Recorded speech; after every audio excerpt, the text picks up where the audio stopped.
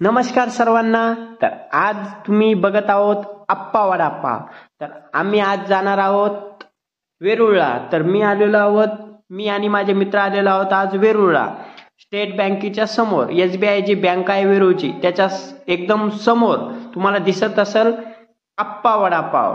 तर आज आम्ही आलेलो आहोत आप्पा वडापावची टेस्ट करण्यासाठी।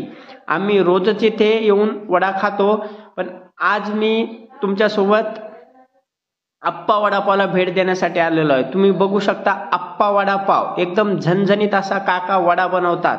तुम्ही बघू शकता काका आणि काकाची पत्नी त्यांनी दोघे मिळून एकदम छान सर्वांना वडे वगैरे सुविधा पुरवत आहेत। तर आपल्या आजूबाजूचे जेवढा पण परिसर आहेत तेवढ्या परिसरातील लोक काकांकडे आवर्जून वडे खाण्यासाठी येतात। तुम्ही बघू शकता काकांनी एकदम झणझणीत असे छान वडे बनवले आहेत आणि काका ते आम्हाला देणार आहेत।